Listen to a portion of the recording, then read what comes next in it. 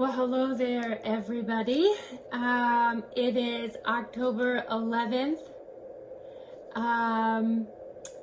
New updates. It has been an interesting couple days here. Since you've seen me last, I have had an upper endoscopy, but that adventure took a weird turn. I'm gonna try to edit this video together to put my TikToks in there with it so you can see the really weird adventure, because things got weird. So if I can figure out the editing, I will splice it together. If not, I will just hold up the videos.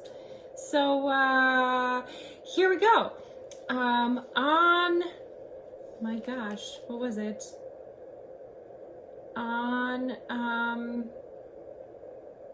So this upper endoscopy was originally scheduled like way back in the summer, but then I ended up in a neck collar, and so we canceled it.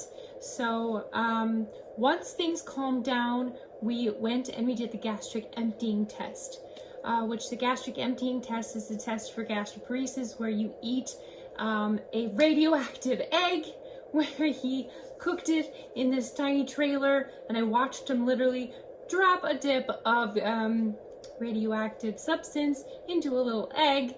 Yep, put me into an MRI and you watch it go through your body to make sure your stomach is not paralyzed. Hooray, it is not paralyzed. And then we waited, and the spasms got a little worse with my stiff attacks and everything, so we're like, I don't know if we're ready for this upper endoscopy yet. Then we finally were like, okay, let's just plan it, let's just do this thing. So we planned the endoscopy. It was about a month from when we planned it to when we were going to do this. We called ahead, we let them know, we reiterated. When they called every time, we were like, please remember, I have mast cell activation syndrome, I have craniocervical instability, I have Ehlers-Danlos syndrome, I am in a hard collar, we need to talk to the anesthesiologist. Like, we are high risk, we are a very complex case, please put this in the notations. We were sent from my complex care doctor specifically to this doctor. Our doctor is well aware of this. Please put this in the notes, like put big red flags into the system. And then, every time we talked on the phone with this, yeah. When we talked to the doctor, he was well aware of this. Getting up to the day of the surgery, me and Mom kept being like, how are we going to do this with a neck collar on? Me and Mom kept going, I really hope the anesthesiologist is is prepared for any mast cell reaction. Do they know how to push medication for somebody like me? Are they going to prepare medication, give me pre-medication? Like, how are they going to do this? What if it's a person who doesn't even understand mast cell? What if there was a lot of concern going into this? So the night before, I had to stop taking stop eating food at about midnight, and then I couldn't have any food or liquid anymore past midnight. I had to take my meds at about 7 a.m. with just a dribble of water, including one of my medications I have to take that is put in water, so I had to take it with minimal water. 7 a.m. was the last drop of water I had. It was literally a drizzle. I got to MNGI at about 8:30 in the morning. I get there. Funny enough, my nephew was with me that day. So my nephew's with me, my mom's with me, and I keep saying, Mom, this is not convenient. They're not going to let him back there with us. Because of the whole COVID precaution, you're barely let one person with, let alone two people with. Sure enough, he wasn't allowed to come back, and they were not very happy because he's only 10 years old. Leaving a 10-year-old in the lobby, people were not happy leaving a minor in the lobby by himself. Yeah, that was a problem. So we left him alone in the lobby for a little bit.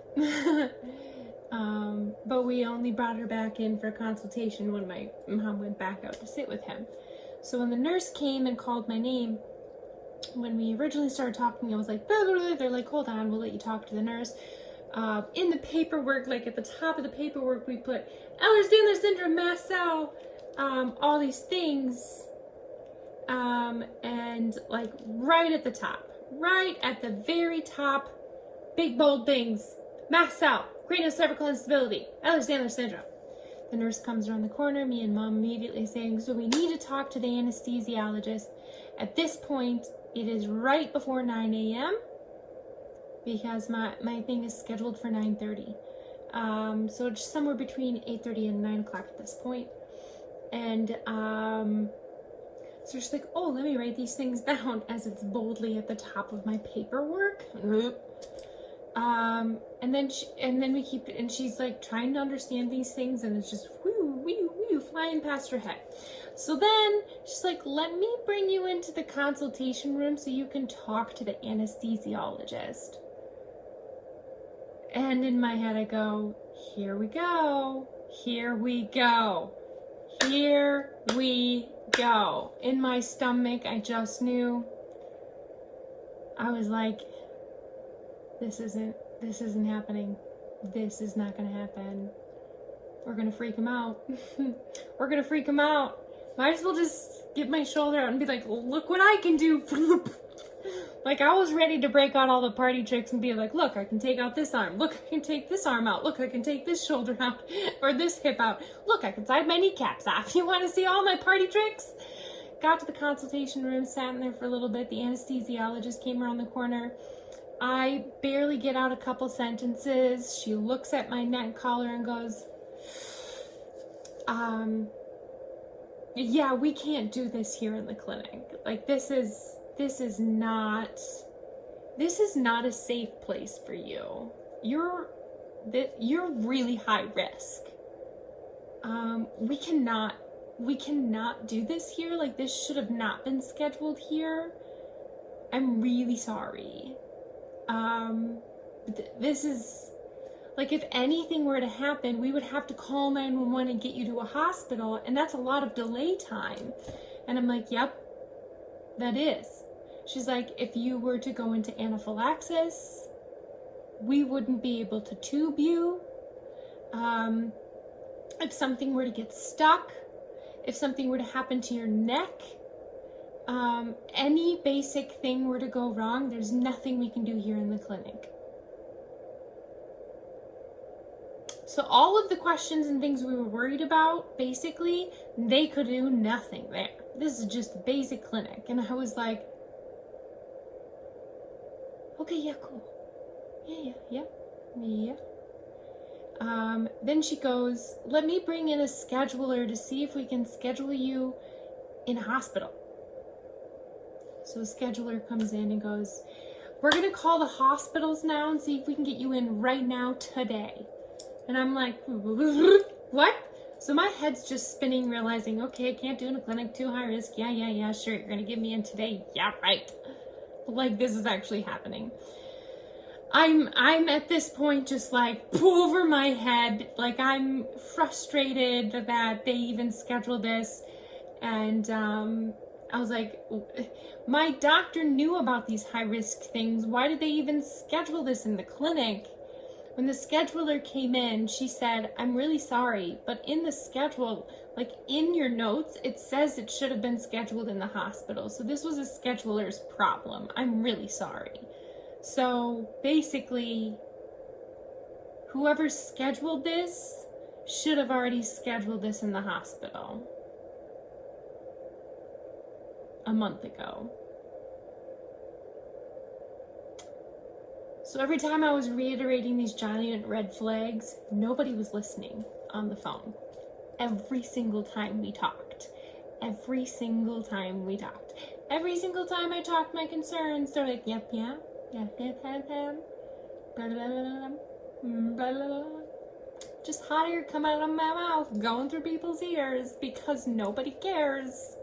Really get frustrated with this. The scheduler comes in and like, we're going to do our best. And we said, well, are these just random people in a hospital doing a surgery on a person who knows nothing about GI issues, or what is this plan? They said, no, we have people from MN, GI, who do rounds in different hospitals. I'm like, oh, cool. Okay, let's do this. So they call all these different hospitals, United, North Memorial, Mercy, like they're all over the cities. I sit in that room, I think, for an hour and a half. My mom leaves me. And at 10:30, they say, we have somewhere to go. Let's go. You have to be there at 11:45. It's a go. We found you a place. It's a go. You have to get another COVID test. Okay. So, we found out that we got into the hospital, but then I found out that I have to do another COVID test. Also, what I forgot to mention is my doctor came in while I was waiting during this time and talked to me, and he profusely apologized. And he was like, I did not realize that you had a neck collar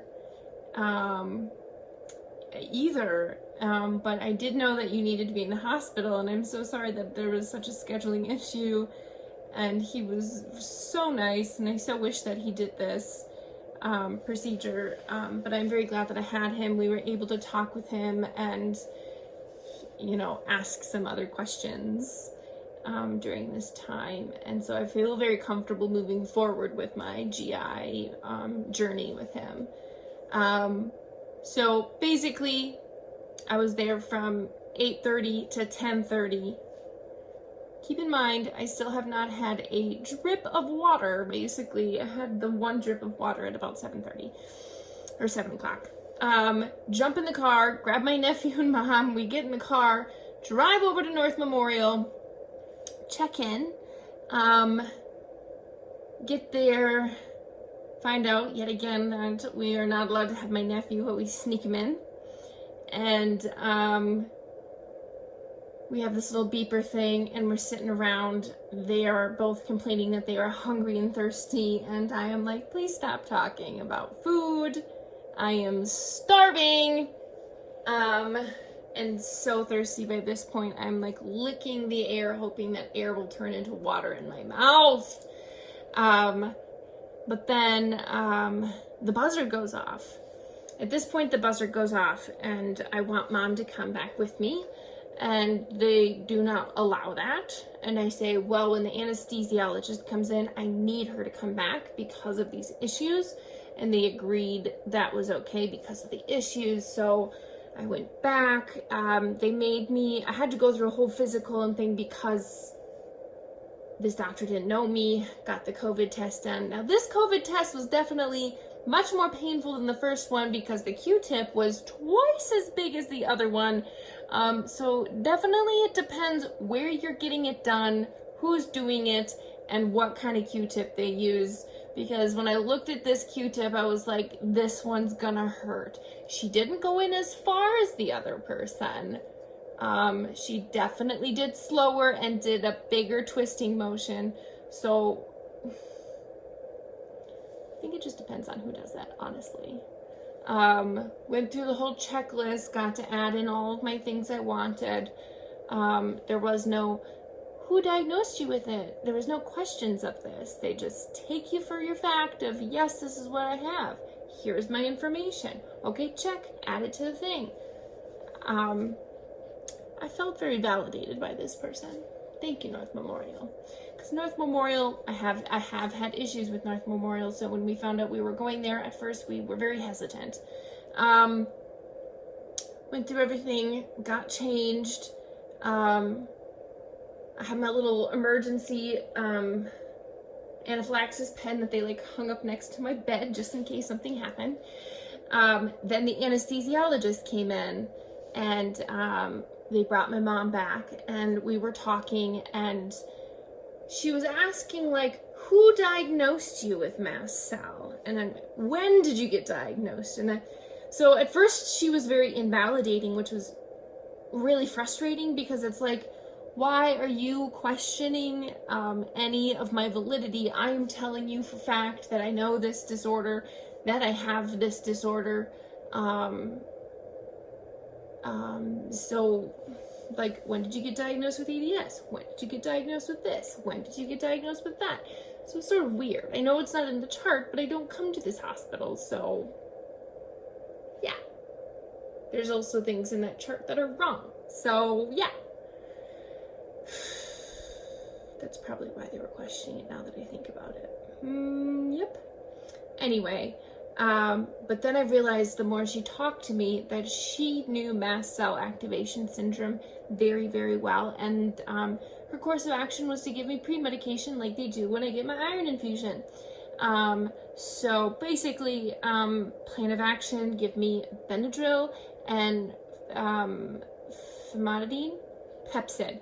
Basic IV Pepsid and IV Benadryl, pre-med, and IV saline before I go in to make sure that everything just calms down my mast cells. Make sure that's nice and good and Gucci. Make sure all of my mast cells are just shut up. And then what they did forget to give me, they were going to give me some Versed right before I got in there. And by the time I was being pushed out to the operating room, it was 1:30. So my original time to get this upper endoscopy done was supposed to be 9:30 in the morning. It was 1:30. I did not have anything to eat or anything, not a drop of water. Basically from midnight the night before. Like, I was so thirsty, my mouth was like dry, cotton mouth. I was nauseous. I was literally so dizzy. By the time they gave me the saline, I was like, my arms were just absorbing it. Speaking, I'm so thirsty, excuse me.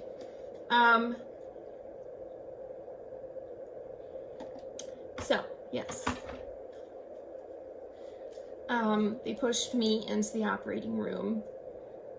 And the anesthesiologist chose one specific medication. I'm not going to talk about the medication that she chose, but she chose a very good medication to operate with me.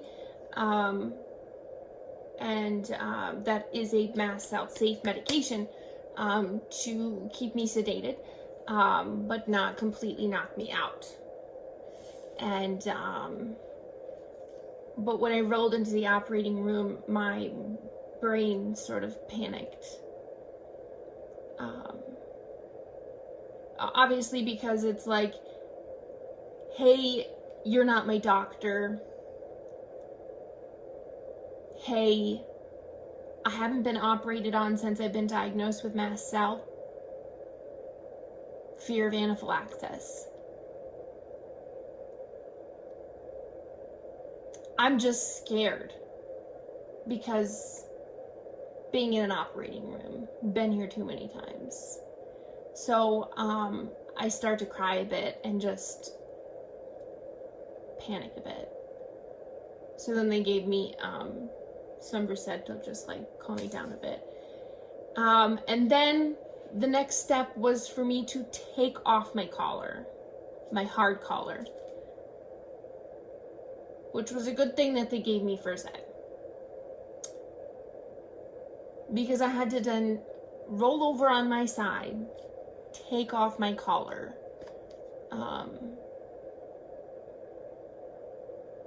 which was really hard to do in a place that I did not know. Don't know you people. Don't trust you people. I don't have very much trust in people. I don't know them. I don't know them. So yeah. It was a very long day. I was hungry and thirsty. I didn't know these people. I didn't trust these people. I didn't trust this hospital. I had no trust in anybody. I don't trust people. I don't trust the medical profession. Like, I have to put my trust in these people and hope that I don't go into anaphylaxis, and now you're making me take off my brace, and you're going to be manipulating my head, neck, and throat and shoving something down it without having my collar on. Like, obviously I'm going to be a bit scared, and you're going to be giving medication, which I don't know if I'm going to have a reaction to. Yeah, I got scared. That was scary. But I woke up and I was fine. Woke up and I was fine. But that's the reality of having mast cell. Is anytime you're having even a small procedure, it's a risk. It's a big risk, but you have to take the risk in order to figure things out sometimes. Sort of like my infusions. It's a risk, but I need to take the risk to get better. Everything I do is a risk, big risk. Woke up, and the first thing that I did was start to cough. Like, I felt like I had all this phlegm. Cough, cough, cough, cough. It didn't hurt when I woke up. It didn't hurt. No pain. Woke up, and I will read you what they found. I've learned more about it since.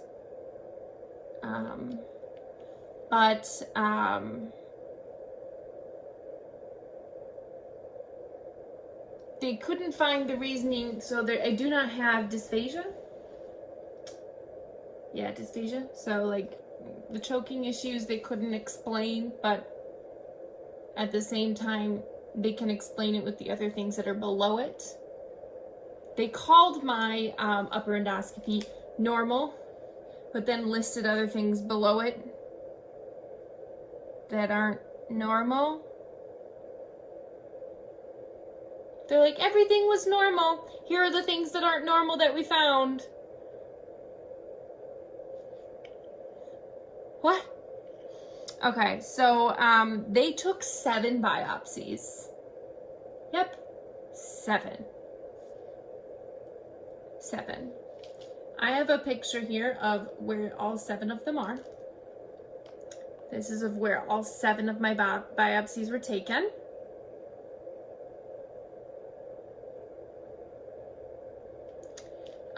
Currently I'm having a lot of pain. I'm 2 days out now, and I'm having a lot of pain even eating soft foods. If it doesn't go away, I have to call my doctor because it's very unusual. They found a 1 centimeter hiatal hernia, which is, let me show you that picture. There you go. That's a hiatal hernia. Right there. So do you see the stomach? And do you see the diaphragm that it's pointing to? My stomach has gone up through my diaphragm and pushed up by my esophagus. I'm assuming from my stiff attacks, it has gone up. So basically, my stomach has accidentally pushed up. So they biopsied the hernia. Yep. So there's that. It was only 1 centimeter, which is like tiny. Tiny, tiny, tiny, tiny. But when you look at the symptoms of a hiatal hernia, that explained a lot. Then they found that I had gastritis. Here's what gastritis. Here's your picture. There's a healthy. Here's gastritis. Gastritis is basically an inflamed stomach lining. They biopsied my stomach lining. They also found stomach polyp. They just found 1.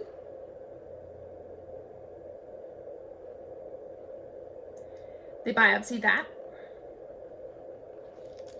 All of the biopsies, they said they looked benign. They called it a single mucosal polyp nodule found in the stomach, benign appearing, but they biopsied. Normal examined duodenum, but they biopsied my duodenum.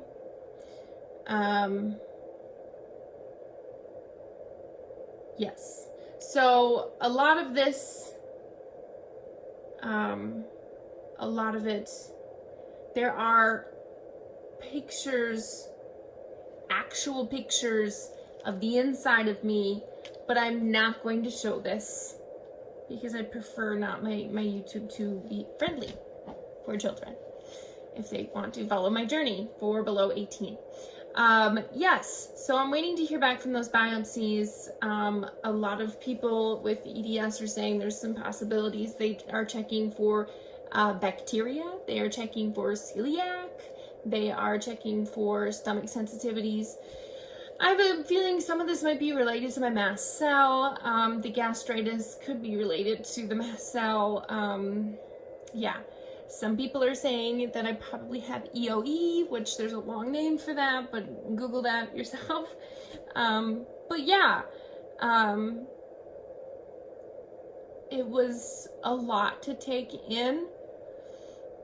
I'm still trying to connect some of the dots here, but from what I'm looking at, it's starting to all make sense of the little hiatal hernia, I think, is what I'm feeling when I feel like that choking sensation or that catching sensation. I think that's the feeling when I'm swallowing food and I feel like I can't get things down.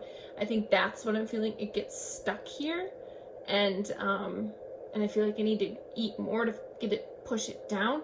I think that's the feeling. So it's not up here. I think it's a little bit lower, and that's the feeling I'm feeling. So it's not getting stuck up here. I think it's just a little bit lower, and that's the sensation I'm feeling. The hiatal hernia can give sensation of GERD. I think that's what's happening as well. And the gastritis and all of that, the combination of the two, I think perfectly match all the symptoms I've been feeling. But we'll see what these biopsies come back as. It could take a bit. I have to call in Monday to schedule an appointment with my doctor to see what these biopsies say, because my doctor did not perform the surgery. It was, or the procedure, somebody else did. So yes, that was the rigmarole runaround. I did not get home until 3:30, so I left at 7 a.m. 7:30, 8-ish, 7:30, yeah. Got home around 3:30. Made a hilariously loopy video and then decided that it was very dangerous for me to be on TikTok. But I'm definitely having pain 2 days later. It's a pain consists. I'm supposed to continue. I am having some TMI. I'm having some diarrhea. Having some eating issues. It's very hard to eat. So I have ordered some ginger to smell and rub on me so I can try to get the nausea and help with some of the pain. I'm hoping that it will help. So that's my upper endoscopy. Tuesday I have my second and final infusion. Hopefully this will get my numbers all the way up that we need, and I will be done. And then hopefully I'll have my monitor back on, my heart monitor. And after that, we'll be rolling into final stuff for, then I'll have to be getting another COVID test soon, because then we're into tilt table testing. Yep. That's the update for now. Bye. Peace, love, and Cookie Monster, guys. Stay safe, stay healthy. Here's some spoons. Spoons, spoons, spoons, spoons, spoons. Love you guys. Bye.